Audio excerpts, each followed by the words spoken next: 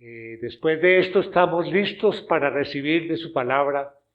Así es que, primero que todo, vamos a orar, vamos a colocar este tiempo en las manos del Señor, pidiéndole a Él que nos dé el entendimiento, la sabiduría y la disposición para recibir de su palabra. Amado Dios, nos acercamos a ti para darte toda la gloria, la honra y el honor, Señor.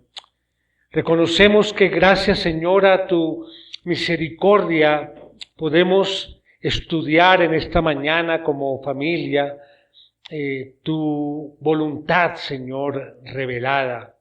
Por eso te suplicamos que nos llenes el conocimiento de tu verdad y que al mismo tiempo nos muevas a actuar de acuerdo a ese plan establecido para cada uno de nosotros. Señor, a ti acudimos siempre suplicando tu gracia para que podamos recibir, escuchar y comprender el mensaje de hoy y que al final de este podamos compartir la Santa Cena en reconocimiento del más grande sacrificio y la mayor muestra de tu amor. Oramos, Señor, en el bendito nombre de tu Hijo Jesucristo. Amén. Bien, mis hermanos, hoy aprovechando que vamos a compartir la Santa Cena al final del mensaje, quiero también compartir un mensaje hoy que tiene una relación directa con esta ordenanza, la Cena del Señor. Pero antes de entrar en el tema, permítanme precisar lo siguiente. Y es que hay una verdad que debemos siempre tener presente. Y es la necesidad de diferenciar entre lo que es la apariencia y lo que es la esencia. Esto debe ser claro para nosotros. La apariencia de cualquier cosa puede tener muchas formas y es de carácter temporal, mientras que la esencia es algo que siempre es lo mismo y eso es lo fundamental. Este gran principio puede ser aplicado a diferentes áreas de nuestras vidas, pero hoy lo vamos a aplicar a esta ordenanza, la de la Santa Cena. Saber qué es lo esencial, lo fundamental. Si nos preguntamos cuál es la esencia que debe conducir esta ordenanza, la de la Santa Cena, ¿qué podríamos responder? ¿Cuál es la esencia? El apóstol Pablo, allí en su primera carta a los Corintios, nos da una señal para tener la respuesta, nos da esa clave para la respuesta a esta pregunta. ¿Cuál es la esencia que debe conducir esta ordenanza de la Cena del Señor? Y allí en el capítulo 11 de la primera de Corintios, en el versículo 26, que nosotros lo leemos cuando tomamos de la cena, dice así, dice: porque todas las veces que coman este pan y beban esta copa, proclaman la muerte del Señor hasta que Él venga. Aquí hay dos aspectos esenciales que el apóstol nos presenta aquí en ese texto. Mire que él habla de una proclamación, dice allí: proclaman la muerte del Señor hasta que Él venga. Estamos hablando de una proclamación. Esa es la esencia de esta ordenanza. Nosotros recordamos algo cuando participamos de la cena. pero estamos proclamando algo. Y no es una proclamación sencilla, muy corriente, no. Estamos proclamando la muerte de Cristo. Esa es la proclamación. Y ahí también nos habla de un tiempo para realizar esta ordenanza. Nos dice allí al final, hasta que Él venga. Es muy claro. La esencia, la muerte de Cristo, debemos recordarla a través de esta ordenanza. ¿Cuánto tiempo? Hasta que Él venga. Bueno, si esto es una ceremonia donde recordamos la muerte de Cristo, entonces se supone que yo debo meditar en la grandeza de este sacrificio. Eso es lo principal, meditar en la grandeza de este sacrificio. Yo debo hacer aquí como una especie de ejercicio espiritual para ser consciente de lo que esto costó. Yo debo hacer un ejercicio espiritual para estar consciente del amor que fue necesario para una obra tan gloriosa. ¿Y qué se supone que alcanzamos o logramos cuando participamos de esta ordenanza? Bueno, se supone que yo debo estar más agradecido con Dios por todo su amor. Se supone que yo debo terminar más comprometido con la causa de Dios. Se supone que yo debo terminar más consciente de las faltas, de mi pecado, que me impiden servir a Dios con mayor fidelidad. Entonces lo que se supone es que yo entonces debo como renovar mis votos para servir con más devoción a Dios. ¿Cuál es entonces la esencia de esta ordenanza? Es recordar una muerte que ahora me produce una mejor vida. Es ir a la cruz para morir recordando a Cristo y volver otra vez aquí para vivir más unido a Él. Esa es la esencia de esto, mis hermanos. Y para desarrollar este mensaje, pues hay muchos pasajes bíblicos que podíamos tomar como base. En los evangelios, por ejemplo, encontramos allí la cena del Señor escrita por Mateo, en Mateo 26, o en Lucas 22, o Marcos 14, o precisamente lo que leemos cuando participamos de la cena en Primera de Corintios capítulo 11. Pero se ha elegido en esta ocasión una porción diferente, pero relacionada directamente con el acto de esta ordenanza. Y es allí en la carta de Pedro, primera epístola de Pedro, allí en el capítulo 2. Acompáñenme allí y este va a ser nuestros 2 versículos de estudio en el día de hoy. Capítulo 2, versículo 24 y 25.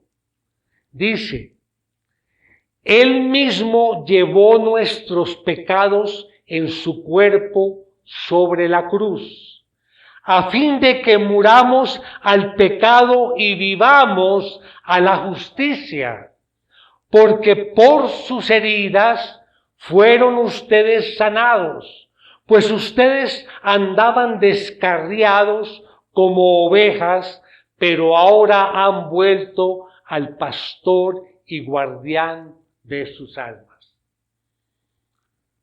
Permítame brevemente mirar el contexto de estas frases que escribió el apóstol Pedro.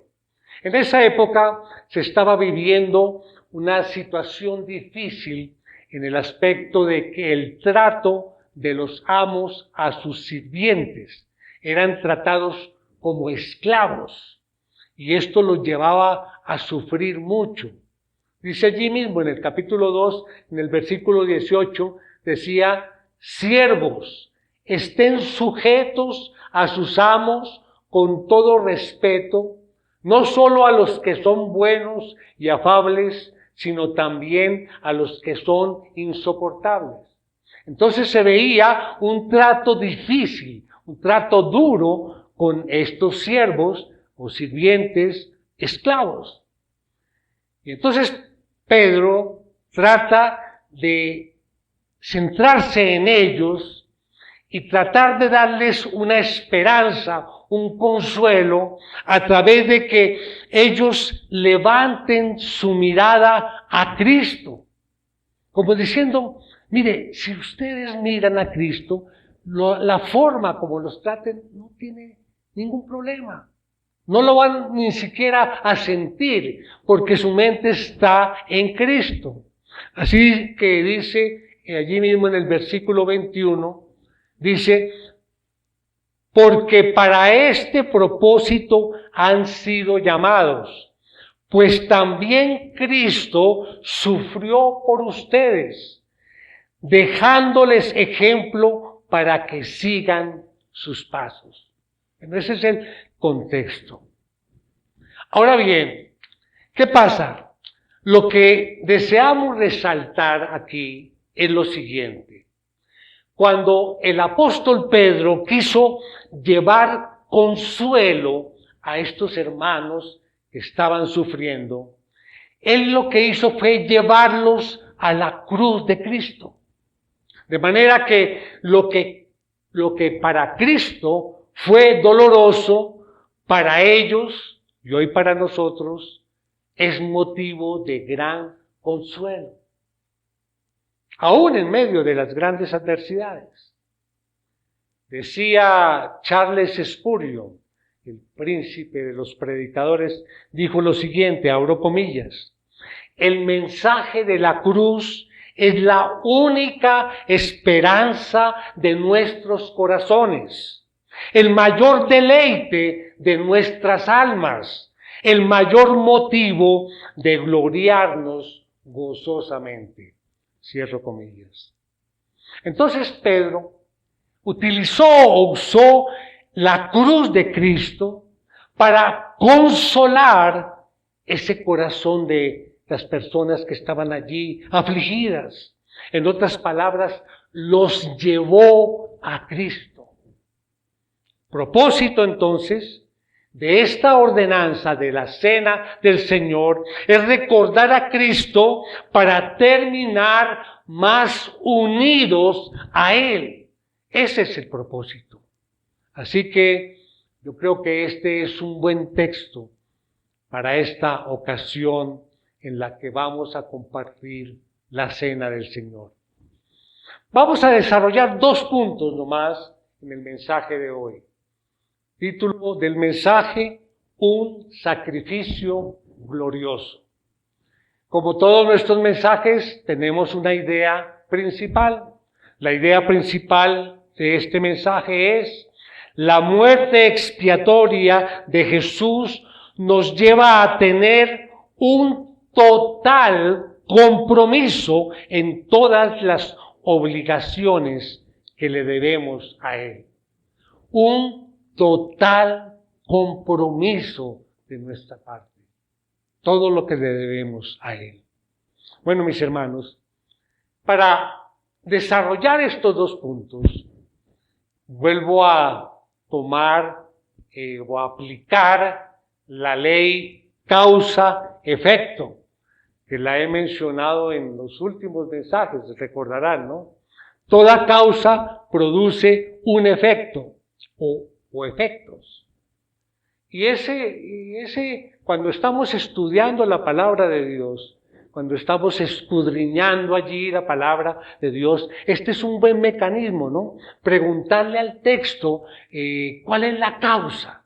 Y allí podemos ver, obviamente con la ayuda del Espíritu Santo, vamos a ver también los efectos que produce una causa o una acción específica. Entonces, nuestro primer punto es, ¿cuál es la causa que recordamos en la cena del Señor? Es una pregunta. ¿Cuál es la causa que recordamos en la cena del Señor? ¿Cuál es la causa presentada? Y está claro allí.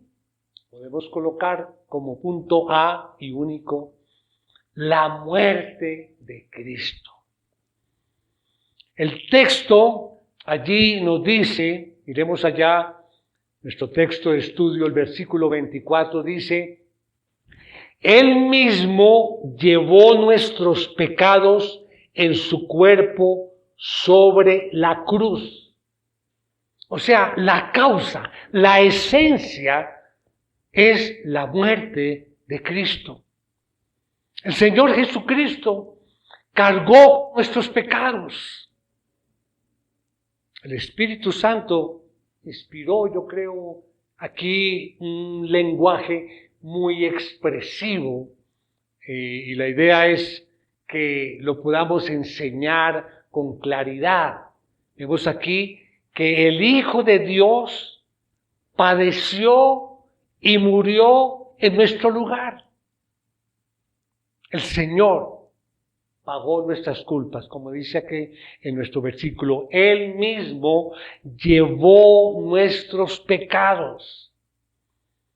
La pregunta que surge aquí, bueno, ¿y quiénes están incluidos allí en ese? Él mismo llevó nuestros pecados. ¿Quiénes están incluidos allí? Todos los creyentes, mis hermanos. Si tú y yo profesamos a Cristo, estamos incluidos allí. Algo que llama la atención es el énfasis que el apóstol revela aquí, digamos, el amor y la entrega de Cristo. Dice, Él mismo. A veces leemos esto de corrido y no comprendemos el énfasis. Él mismo. Él pudo haber delegado esa obra. Él pudo ser el inspirador, planeó todo y pudo decirle a otro que hiciera la obra. Pero dice Él mismo, Dios encarnado. Él, la segunda persona de la Trinidad, bajó aquí, se hizo hombre para morir por nuestros pecados. Él mismo. Hermanos, esto es muy grande para nosotros. No fue que simplemente lo planificó. Él mismo llevó nuestros pecados. Es decir, que la muerte que fue tan amarga para Cristo se convirtió en algo dulce para nosotros. El Señor Jesucristo fue rechazado, pero nosotros somos aceptados. El Señor Jesucristo fue herido, nosotros somos curados. El Señor recibió la herida, nosotros recibimos el bálsamo. Él recibió una corona de espinas, nosotros recibimos una corona de gloria. Cristo murió, nosotros en cambio vivimos en Él. Él pagó el precio y nosotros recibimos y disfrutamos el regalo. Entonces llamamos la atención a esto. En primer lugar, la muerte de Cristo es esa esencia que recordamos cuando participamos de la cena del Señor. Pero no solamente el día que lo hacemos, una vez al mes, sino siempre recordar cuál es la esencia que nos fortalece. Y esto sería más que suficiente. Recordar que Él murió por nosotros, que Él pagó nuestros pecados, que Él lo hizo porque nos amó de corazón. ¿Sería eso suficiente la causa, la esencia? Pero dijimos que cada causa trae efectos, trae resultados, trae consecuencias. Entonces vamos a ver los efectos de esa causa y vamos a nuestro segundo punto. ¿Cuáles son los efectos producidos que recordamos en la cena del Señor? Recordemos nuevamente nuestra idea principal. La muerte expiatoria de Jesús nos lleva a tener un total compromiso en todas las obligaciones que le debemos a Él.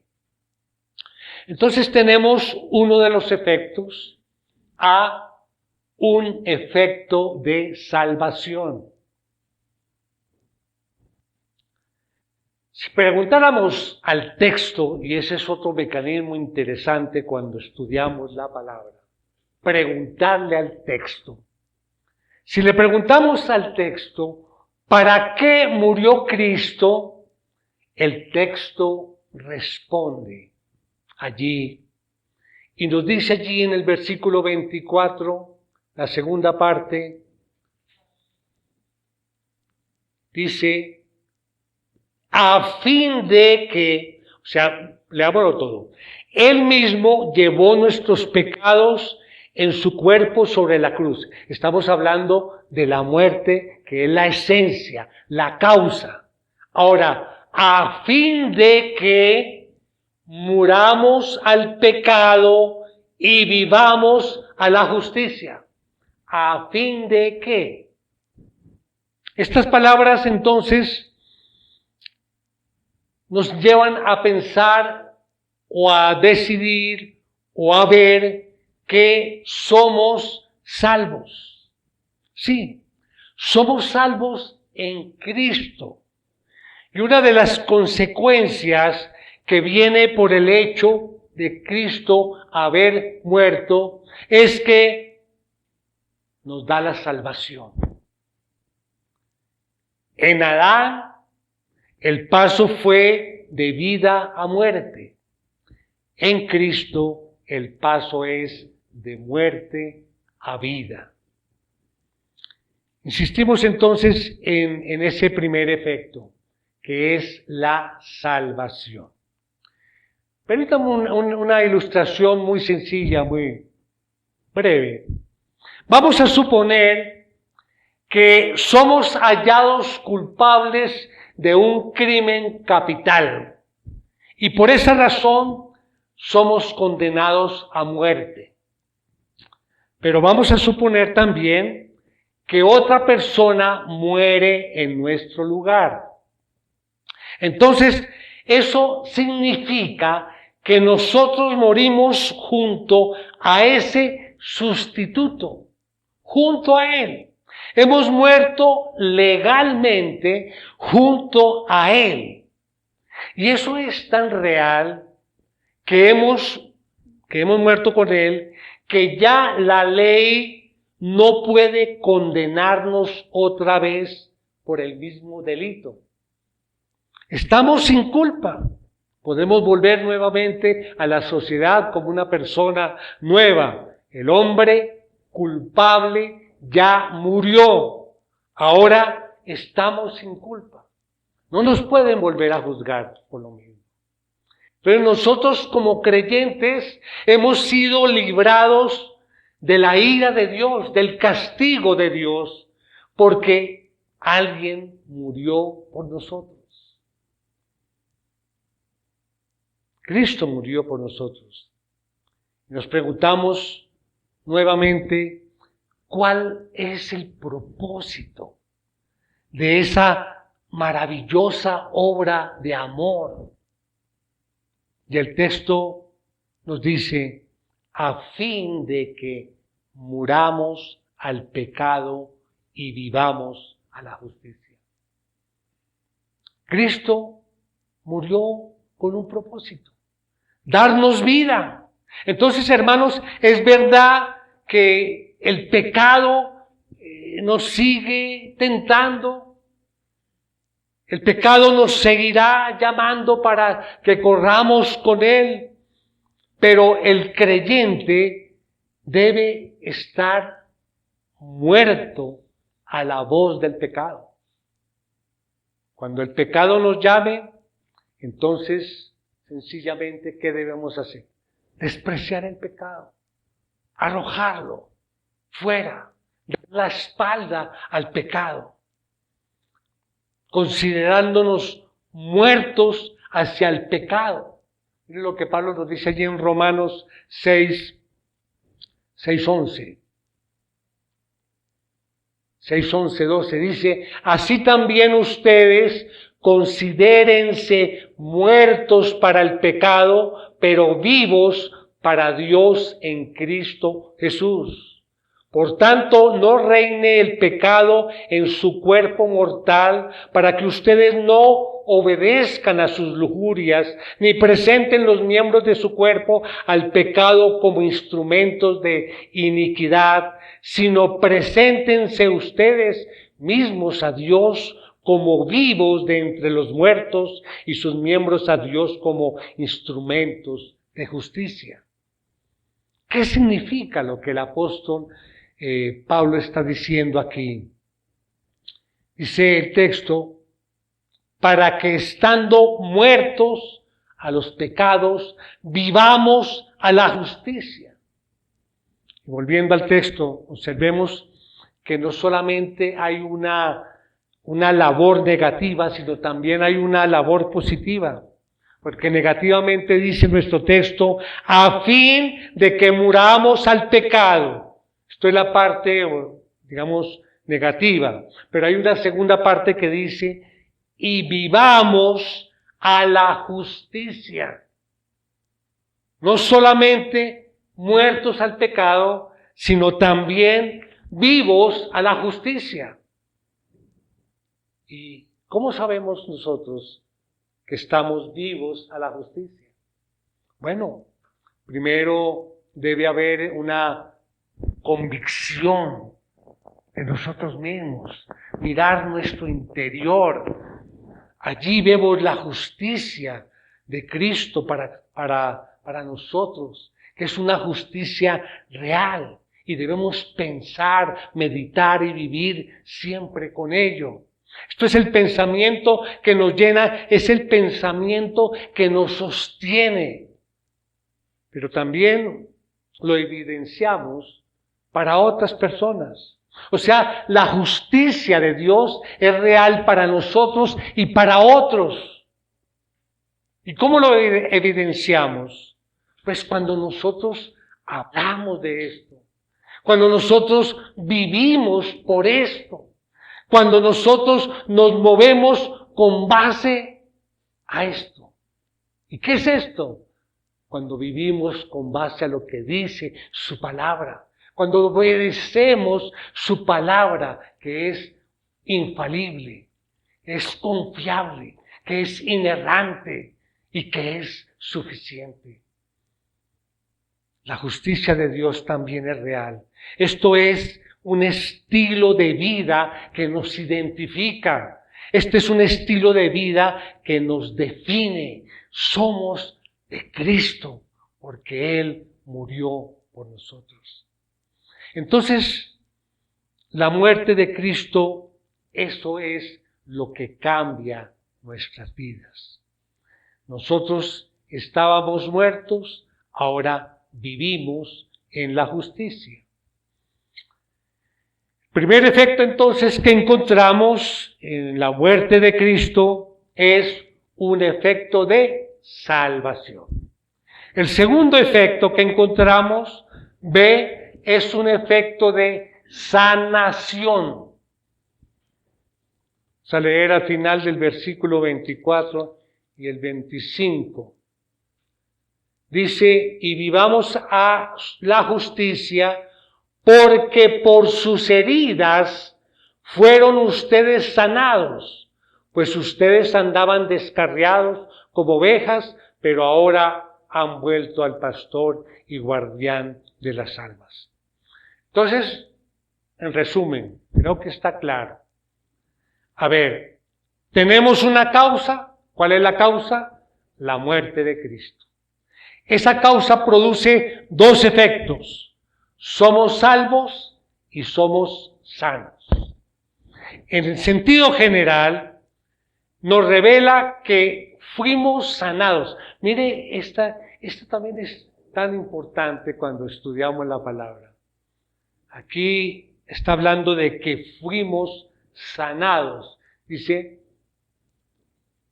a ver, y vivamos a la justicia, porque por sus heridas fueron ustedes sanados. Y es que a veces he escuchado a algunos predicadores que toman ese versículo para otro propósito. Fueron sanados, ya fuimos sanados. No que seremos sanados, sino que ya somos sanos. Estábamos perdidos y fuimos hallados. Estábamos alejados de Dios, ahora estamos cerca de Él. Estábamos sin entendimiento de Dios y de su palabra, y ahora hemos sido alumbrados.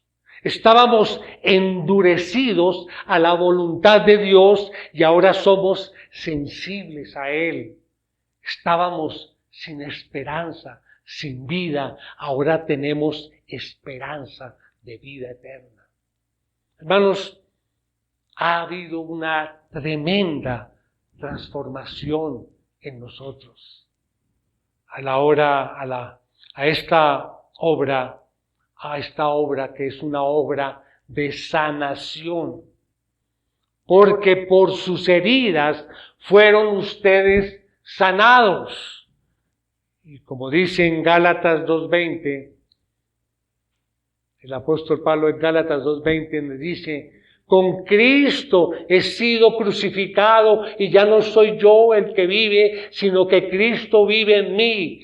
Y la vida que ahora vivo en la carne, la vivo por la fe en el Hijo de Dios, el cual me amó y se entregó a sí mismo por mí. En Cristo Jesús hemos sido hechos nuevas criaturas. Hemos sido transformados por Cristo. Hemos sido sanados por Él. Y esta es la obra en sentido general. Somos salvos.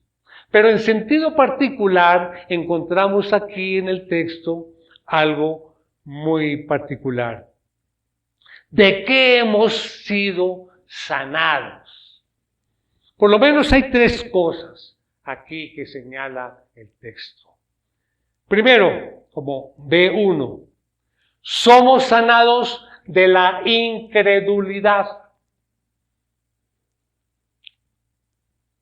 Sí, este es un problema que pasa a menudo en nuestras vidas, la incredulidad.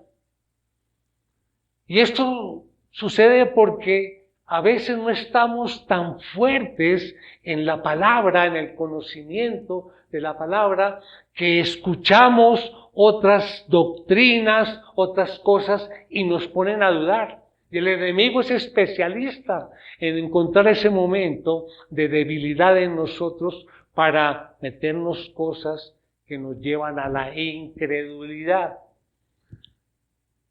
Y hay un pasaje allí que compara aquí en la Biblia al incrédulo con una bestia.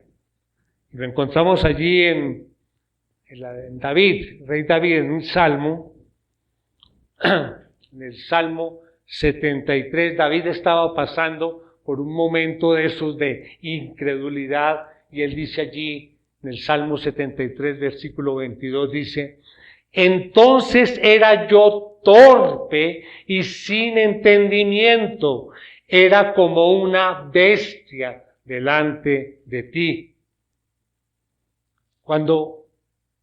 Entonces, mi hermano, pensemos en esto.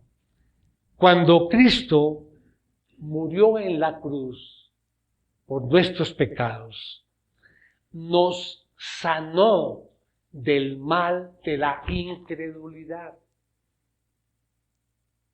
Y esto es lo que debemos tener presente. Y cómo nosotros estamos firmes en creer en la verdad de su palabra. Cuando leemos la palabra, cuando oramos, cuando nos congregamos, estas son las herramientas que el Señor nos ha dado para estar firmes en la verdad. Y no solamente creer la verdad, sino ser verdaderos. ¿Y cómo somos verdaderos? Cuando obedecemos su palabra. Pero hay algo más de la cual somos sanados. B2, somos sanados del descarrío. La palabra suena como rara, no es muy común, ¿no? Descarrío. Pero comprobé y es una palabra, sí, que significa acción de descarriar o descarriarse. Descarrío. Entonces somos sanados del descarrío. Nos dice allí el versículo 25 nuevamente, dice, pues ustedes andaban descarriados como ovejas, pero ahora han vuelto. Paremos aquí. Y no es que hayamos regresado por nosotros mismos. No, la gracia de Cristo nos trajo. La gracia de Cristo nos trajo de las tinieblas a la luz, del error a la verdad, de la muerte a la vida. Hermanos, esto es una gran bendición. Por gracia, el Señor no nos abandonó a nuestros caminos, sino que Él nos sanó. Él nos rescató. Y no solamente nos ha traído a Él, sino que nos ha dado la capacidad para volver a Él cada vez que nos desviamos. Porque no debemos reconocer que nos desviamos en momentos, ¿verdad? Es como el ejemplo de la brújula, ¿no? Cuando nosotros tenemos una brújula, ¿qué pasa? La flechita o la aguja siempre marca ¿qué? El norte. Pero si nosotros la sacudimos, la aguja se sale del camino, ¿sí? Hasta cuando deja de mover o la dejamos de mover.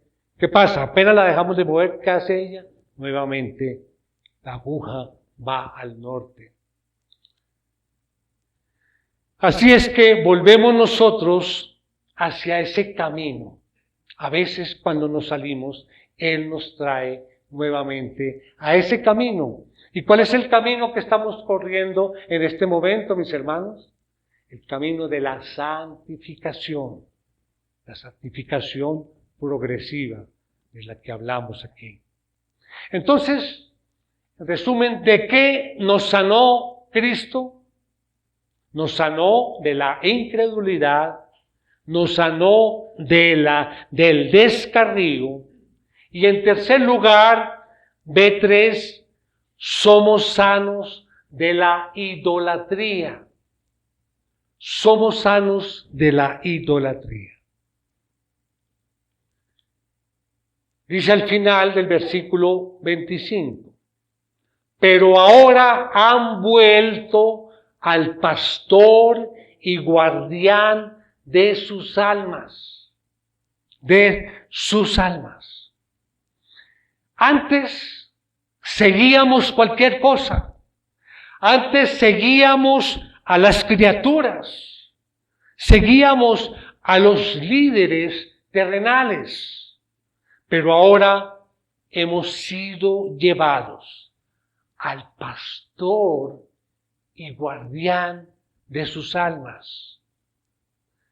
Por naturaleza, mis hermanos, nuestra naturaleza humana siempre está inclinada a identificarnos con las cosas del mundo.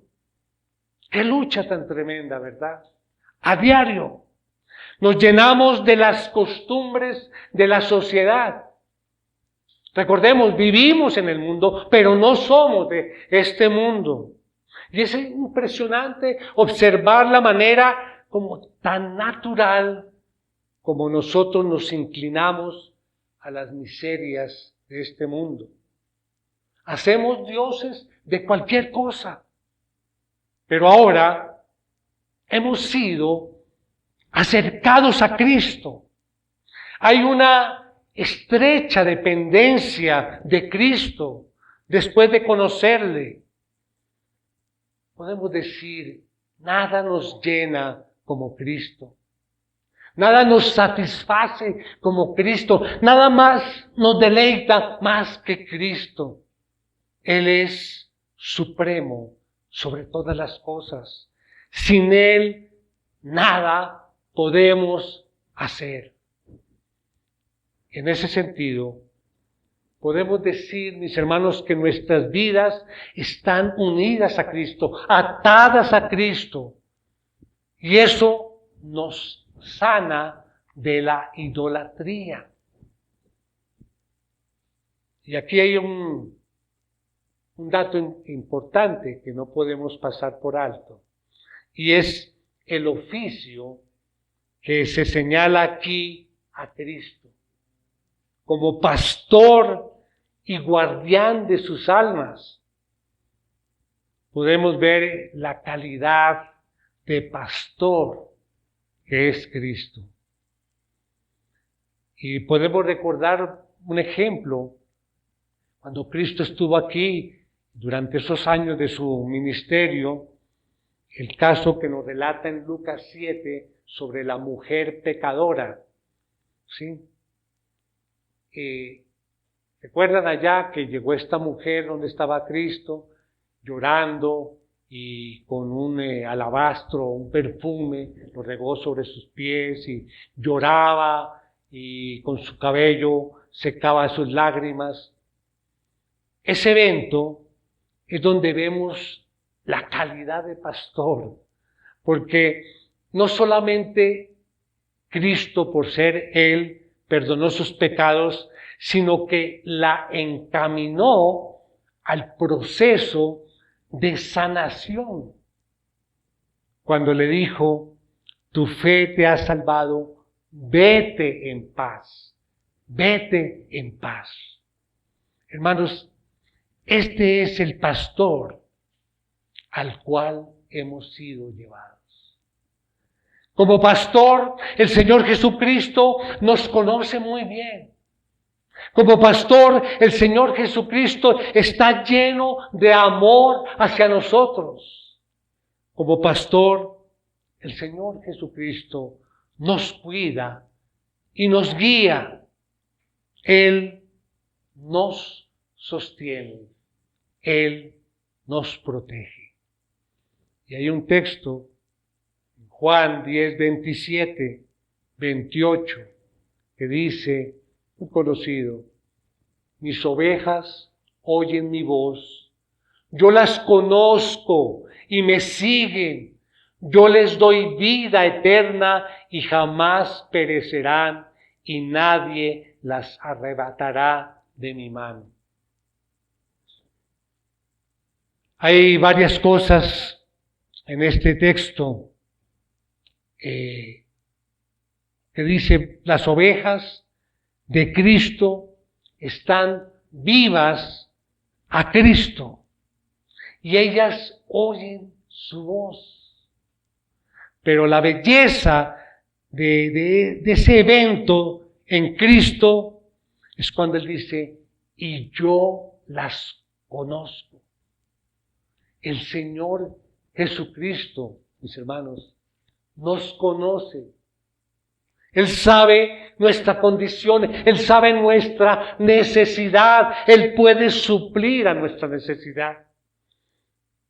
Y vemos aquí algo más allí en este versículo 28, dice, yo les doy vida eterna y jamás perecerán y nadie las arrebatará de mi mano. Y palabras que suenan como extremas. Jamás perecerán, nadie las arrebatará. ¿Con qué fuerza? ¿Con qué seguridad? Muy bien, mis hermanos. Ya que terminando, hagamos un corto resumen para que quede grabado viene en sus mentes el mensaje de hoy.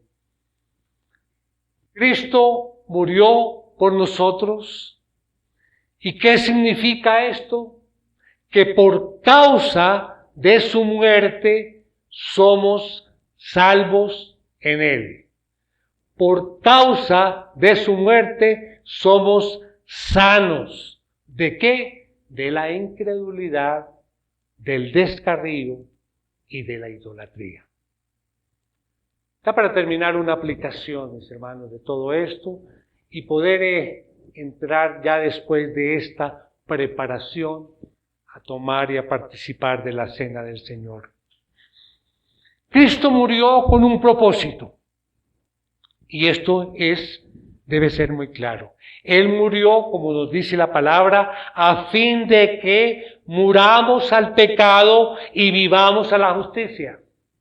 Entonces, esto es algo que tenemos que recordar en este momento. Bueno, no solamente en el momento de compartir la cena, sino tenerlo presente siempre. Debemos nosotros morir al pecado, porque hemos sido llamados a vivir como santos. Es una realidad. ¿O por qué estamos aquí? Debemos morir al pecado. No debemos pensar en que debamos o que podemos vivir en la incredulidad o en el descarrío o en la idolatría, sino vivir para la justicia, lo que nos enseñó. La Escritura dice, los que son de Cristo han crucificado la carne. Entonces, esto es un buen momento para hacernos algunas preguntas. ¿Cómo estamos nosotros mortificando el pecado? Esos pecados que llegan a veces a los pensamientos, o en nuestras palabras, en nuestra actitud, en nuestros deseos, en nuestras aspiraciones. ¿Cómo lo estamos haciendo? ¿Cómo nos estamos entregando a la causa de Dios? ¿Cuál es la esencia de nuestra realidad espiritual frente a Dios? No en apariencia, en esencia. ¿Cuál es la esencia? ¿Estamos progresando en la muerte del pecado? ¿O estamos siendo gobernados por los mismos pecados? ¿Estamos viviendo más para la justicia? Es decir, esto significa, estamos amando más a nuestros hermanos, estamos perdonando más a los que nos ofenden, estamos hallando deleite al servir a Cristo. Estas son preguntas serias, mis hermanos, que deben despertarnos espiritualmente. Hay poder en Cristo para vencer, así es que debemos vivir más unidos a Él.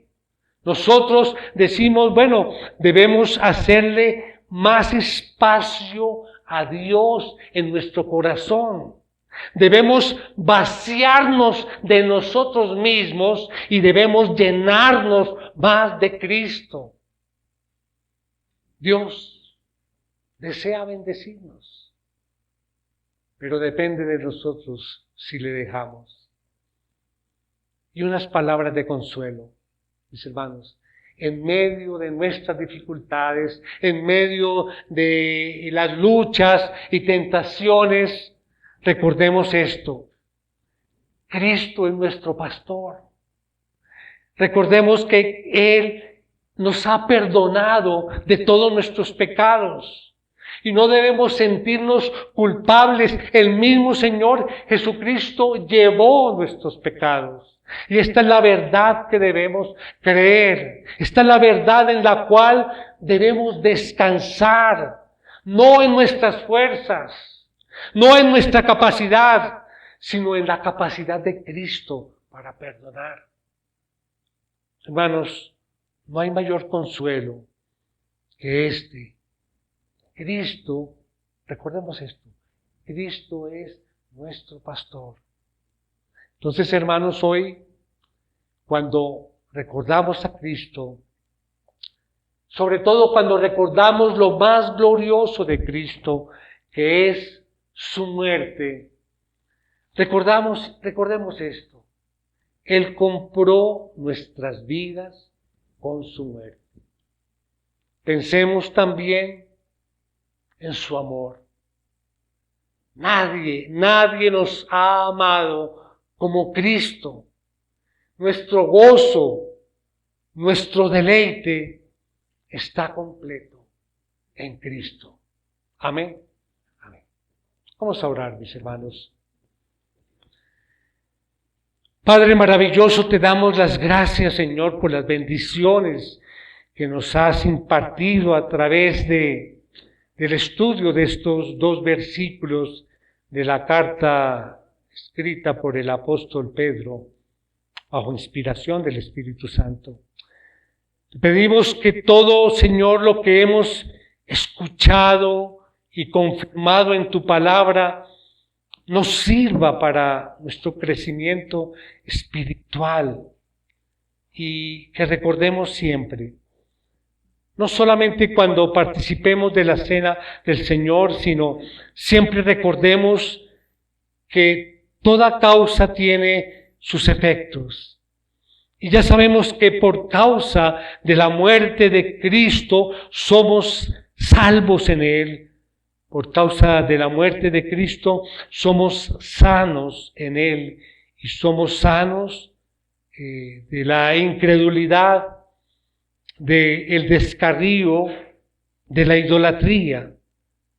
Señor, yo te pido que esta tu iglesia bautista, Gloria a Cristo, siga siendo fiel a ti y que nuestra realidad espiritual no sea de apariencia, sino que sea la esencia reflejada en todas las áreas de nuestra vida. Te lo pedimos en el precioso nombre de nuestro Señor Jesucristo. Amén.